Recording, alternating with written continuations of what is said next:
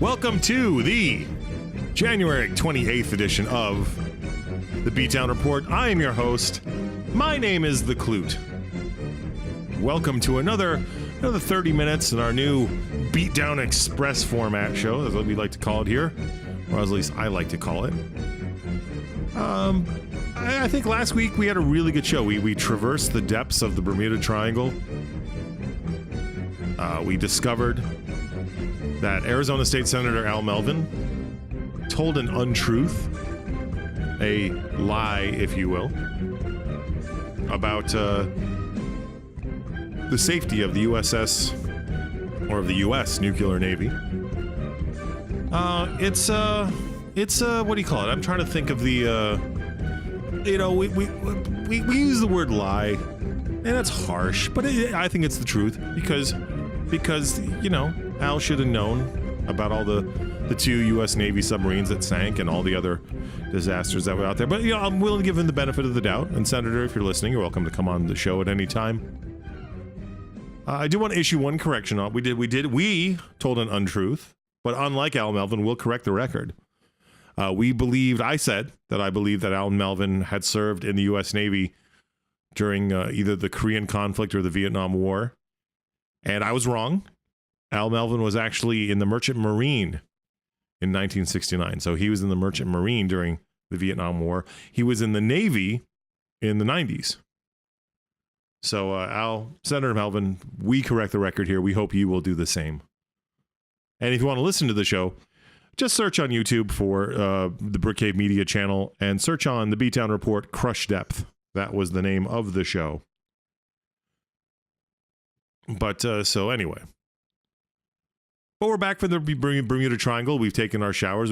We've washed the salt water off our bodies. We've put the Beatdown Report submerged exploratory vehicle back in the hangar for a while. And we're gonna go back to the Caribbean, if you will. With the southern apex of the Bermuda Triangle, to the island of St. Kitts. And if you can hear wafting through the breeze and the gentle tropical air, you can hear kettle drums. Well, that's a lovely sound, isn't it? Why are we in St. Kitts? Why are we in St. Kitts and Nevis? Well, let's start. This is going to be a kind of a fun show, I think. This is going to be kind of a twisted turn, like a Inception type deal. But let's start way back when. Let's start back in the middle of the 20th century with Russian-American philosopher Ayn Rand. Now, Ayn Rand, if you don't know who she is, she was a Russian emigre to the United States who literally fell in love with the concept of money. Like, I believe that she would go to the bank and change $20 bills into rolls of quarters so she could pleasure herself sexually with them. And then she would turn them back into the bank and get the $20 bill back, which she would then spend on herself. And she would never give any money to the poor. Ayn Rand can best be described as you have to find perfection within. And if you don't have perfection within, she believed that you are not worthy of love, that you are not worthy of compassion. Basically, she believed that everyone should look out for themselves. They should do what they wanted, when they wanted, how they wanted to do it, without care or concern about anyone else. But her idea was that if everyone was looking out for themselves, everyone would be able to achieve their own happiness, and they wouldn't have to rely on others. And that it's a theory, and I'm kind of very top line here on it, but it's called objectivism. And objectivism is really popular with teenagers because teenagers they believe that they should live for their own happiness. You seldom meet an altruistic teenager. You see them. They're the ones that are like the Eagle Scouts, or they're the ones that are like in the Key Club in high school, or they're on the pep squad, or they're in student government, and they want to roll their sleeves up and they want to pitch in and they want to throw the best production of Oliver that the school's ever seen. And they sell 1,000 chocolate bars and 1,000, bags of seeds, and I don't know what the hell else kids sell these days. Wrapping paper, I'm told. They sell wrapping paper. But what Ayn Rand would say if you were selling chocolate bars, she would say, keep the money that you made from chocolate bars and screw having the best production of Oliver that the high school has ever seen. And you invest it in, I don't know, low interest mutual funds or high interest mutual funds. You want a high interest mutual fund. See, this is why I don't get capitalism. I don't understand, because I don't know that I want a high interest rate on my mutual fund and a low interest rate on my loan, which probably is why I'm a giving person. If you're listening to the show right now, there's a good chance that you owe me money. And that's okay. To the people, I'm not going to say their names on the air. You know who you are. But I give money to a lot of people, and I do it because I want them to achieve their dreams. Whether their dreams be going to a poetry competition or not getting evicted from their house. I give money and I expect to get it back if people say they're going to pay me back. But sometimes I just give money away. I just be like, hey, you know what? I don't ever expect to see this money again. I want you to succeed. I will say that I've done that last year. I'm not doing this to puff myself up. I'm just pointing out the differences between Ayn Rand and me. I am a decent, functional human being. Ayn Rand was a greedy, avaricious troll. And last year I gave money to like an art gallery in town in the city of Phoenix that we needed some help to stay open. And I just gave money to a vegan diner called Bragg's Factory Diner. If you're ever in Phoenix, Bragg's Factory Diner is possibly the most amazing food you've ever had. They've got they're all vegan or vegetarian dishes. And they make these things like banana bread waffles, and they make biscuits and gravy, but they don't use sausage. They make them with poblano peppers, and it's absolutely amazing. And I wanted them to stay open because, one, I like their food, so it wasn't truly a completely altruistic gesture, but I didn't expect anything in return. So where am I going with this? You're saying, Clute, that's great. I love the fact that you're a charitable guy. I don't really give a shit. You got 30 minutes of my time, and you've already wasted, I don't know how many minutes I've already wasted talking about this, Johnny. Give me a number. 4 minutes. I've already wasted 4. So what is the point of all this? The point is that Ayn Rand has driven a lot of people who have never evolved out of their teenage mindset. They've become adults, but they still have this mentality, this objectivist mentality, that they are the captains of industry. In one of her books, Atlas Shrugged, she posits a future where the takers, me, Johnny, probably Jen, we live as parasites in the bowels of the captains of industry. These grand men who have built this country and just, they're pulling us up because they are required to by the government. And at the end of Atlas Shrugged, all the businessmen, they call it the strike, and all these captains of industry leave. They basically detach themselves from society, and they move somewhere in the fucking plain states, and they create Galt's Gulch, named after John Galt. And they devalue the currency, and the country plunges into chaos. And only then, after the chaos shakes out, can the world really become the glorious empire of the self. And so it's one of those things that sounds like everyone loves a good dystopian novel where the heroes win at the end. Whether it's V for Vendetta, whether it's, Fahrenheit 451, You could even make a case that something like the governor from The Walking Dead is really kind of an objectivist superhero. Because when the world has burned away, when the zombie apocalypse has come, he has created this community, Woodbury. If you're not familiar with The Walking Dead, there's a zombie apocalypse. The governor huddles together a bunch of survivors in the town of Woodbury, Georgia, and he creates basically his own empire. And only he allows those in who will basically allow him to maintain control. And he's a little less psychotic, I think, in the show than in the comic books. But the governor is like an objectivist superhero. So again, you're saying, Clue, where are you going with this? I get it. Ayn Rand's crazy. People follow her. Why is that a problem? Well, because there's people who think they can build their own gulch in the world. They think they can go galt. That's the term you hear people saying.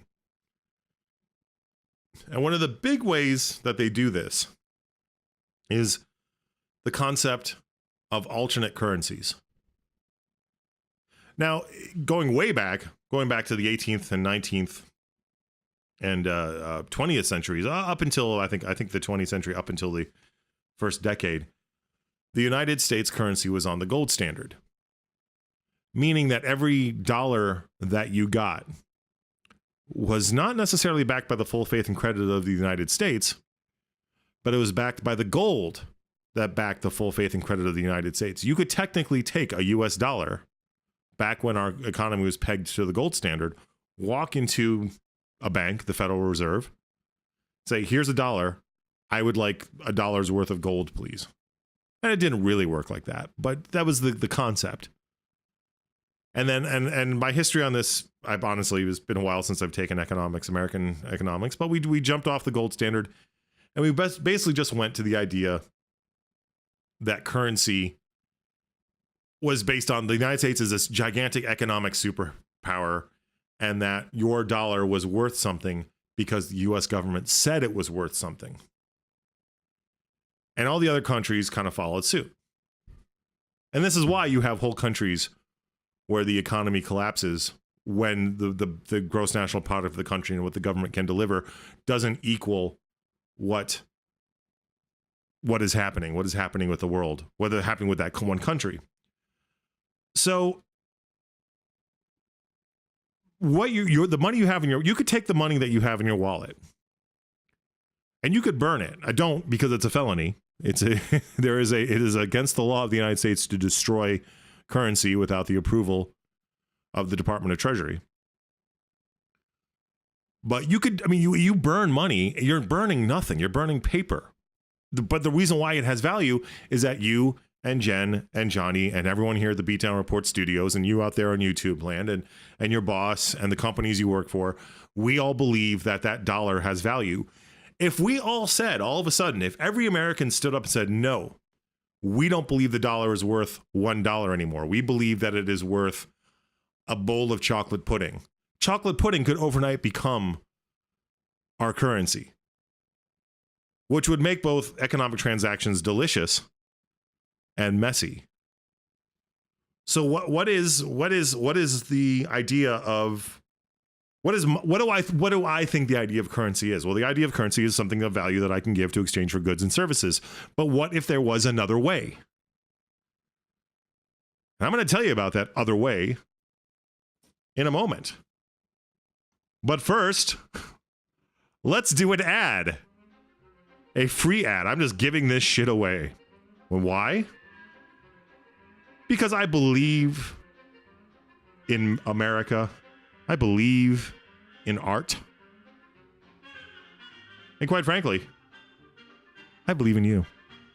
Anyway, so on February 14th at Lo-Fi Coffee in Mesa, Arizona, that's at 105 West Main Street, between 1 and 3 p.m. on Valentine's Day, February 14th, before you go out with your honey, before you go out and get, drunk and laid, come to the Bonnie Brook Browse at Lo-Fi Coffee. I'll be there along with all the stars of the Brick Cave media universe.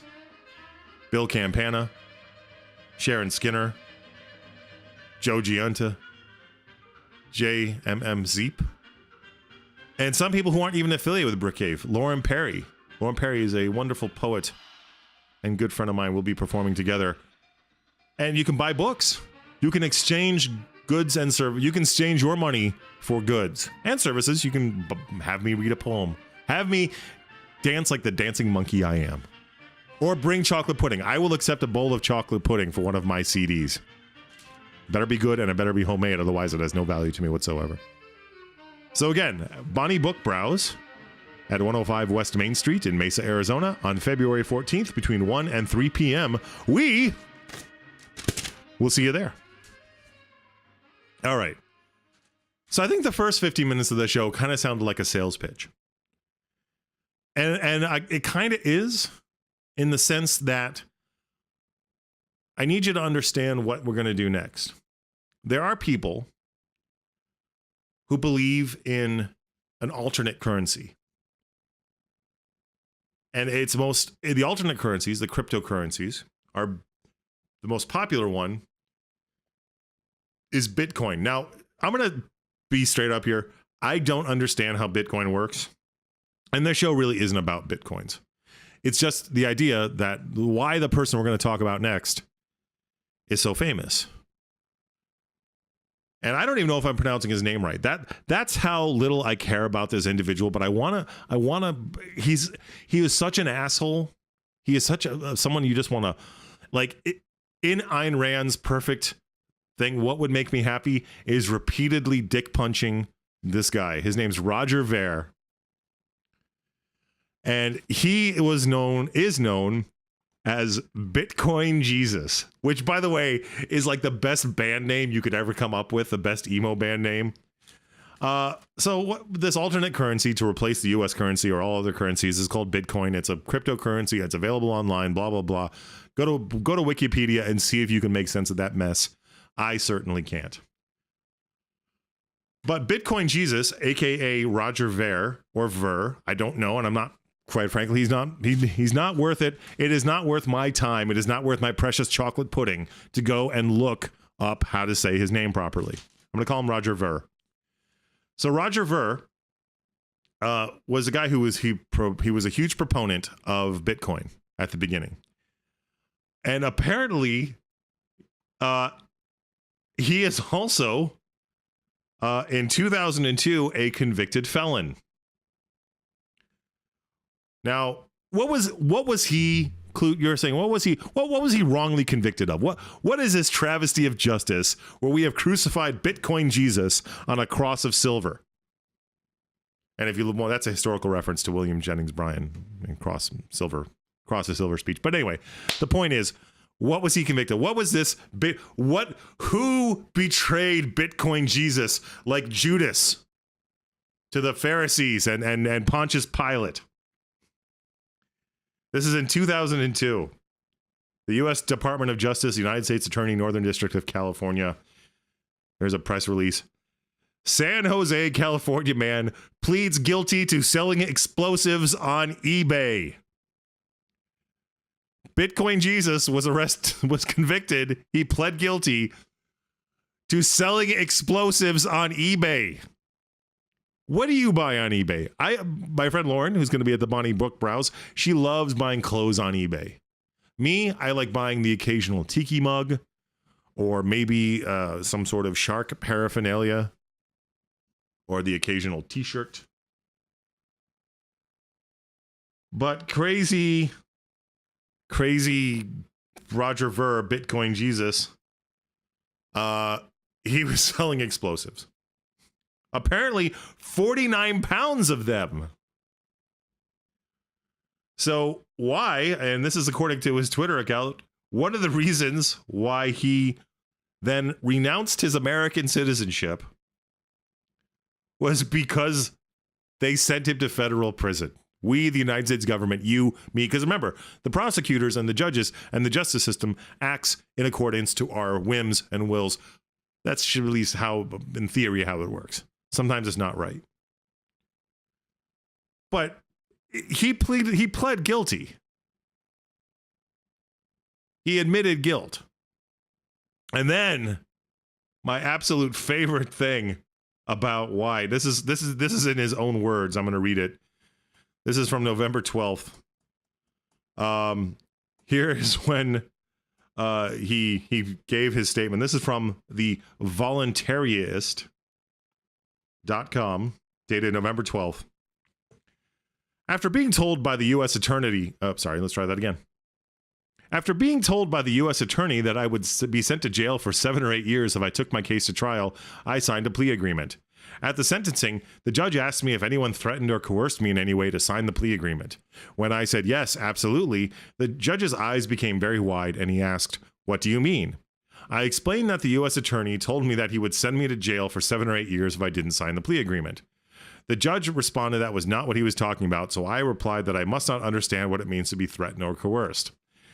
Now, we'll say what you will about plea agreements. They're part of the justice system. He could have taken it to trial, and if you believe that he was innocent, if you believe that he could have won, he would have taken it to trial. But he didn't believe he could win because he knew he was fucking guilty. You don't sell explosives on eBay.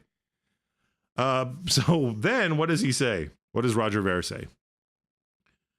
The judge responded that, the judge then proceeded to lecture me extensively on politics.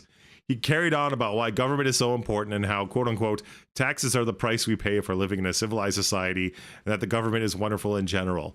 He summed up his lecture by telling me that I don't want you to think that your political views have anything to do with why you are here today, and then sentenced me to serve 10 months in federal prison.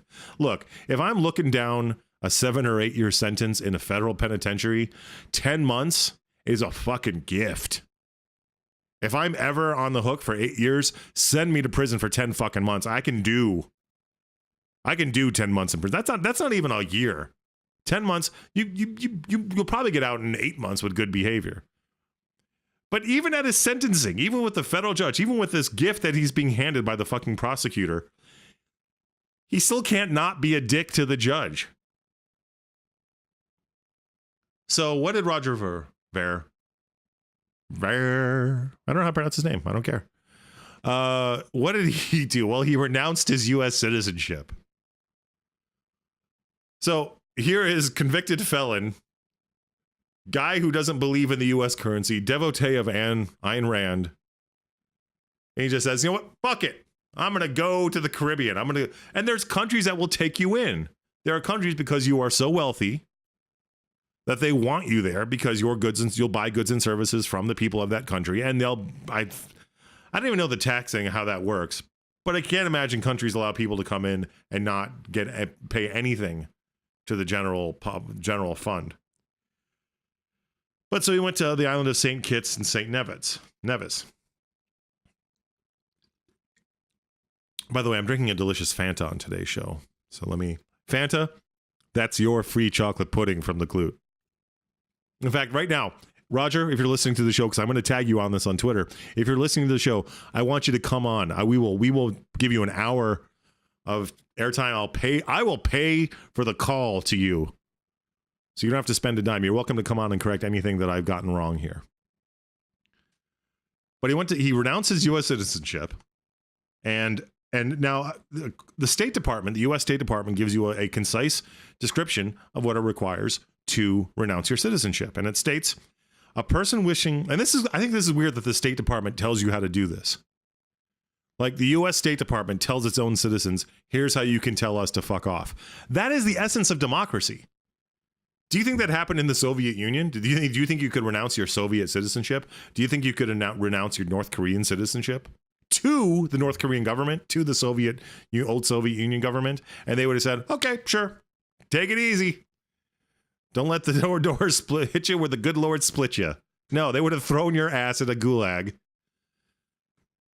But the U.S. government's like, hey, here's the paperwork. Fill it out. Go fuck yourself. So, here's what it says on their website. A person wishing to renounce his or her citizenship must voluntarily and with intent to relinquish U.S. citizenship, 1, appear in person before a U.S. consular or diplomatic officer, 2, in a foreign country, normally at a U.S. embassy or consulate, and 3, sign an oath of renunciation. Now, what does that do? That means basically that if something happens to you, the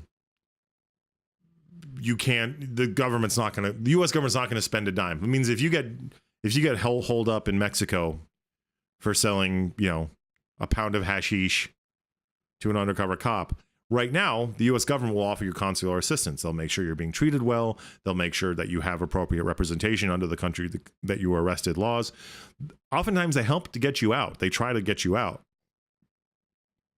Then if there's also like a military coup and there's blood in the streets, the U.S. Marines will come in and try to save anyone who's got a U.S. citizenship. Generally, you're holed up in the embassy, but they will try. If you're not a U.S. citizen after this, you may be born in the United States, but they're just going to leave you there to die. And on this page, which is entitled, you can go to the State Department website, which is travel.state.gov, renunciation of U.S. nationality. They say at the bottom, this is my favorite thing. The base of the State Department is like the friend trying to take away the drunk's keys before they drive home. So this is what the State Department says. Renunciation is the most unequivocal way in which a person can manifest an intention to relinquish U.S. citizenship. Please consider the effects of renouncing U.S. citizenship described above before taking this serious and irrevocable action. If you have any further questions regarding this matter, please contact, and it gives an address. We might be going a little long on the show, folks, just FYI. I know I promised 30 minutes. It might be 35. But here's the deal. So why is Roger Ver a complete asshole? Because 1, he's a devotee of Ayn Rand. 2, he was convicted for selling explosives on the public auction site eBay. 3, he renounced his U.S. citizenship for many reasons, one of which because the government put him in the federal pen for selling explosives on eBay, and 2, because he wanted to avoid U.S. taxes. That's the one thing I didn't mention. You and I all pay taxes. But guess what? He didn't want to pay U.S. taxes, and he says he still does pay taxes, and he might, because if you're a corporation in the United States, even though there's loopholes and ways to get out of it, you still have to pay some taxes. So he says he still pays U.S. taxes, but probably on a corporate thing, not on his own personal income, which is something that you and I have to do because we care about this country. So let's wrap this up. Let's put this in a big fucking bow. He's a gigantic asshole because he wants to come back in. He wants to come to the United States, not to become a citizen again, because he wanted to give a fucking speech at a conference in Miami for Bitcoins. Fuck you, dude. He applied for a visa. He's complaining that he spent the $160 to apply for a visa to get into the United States. Fuck you.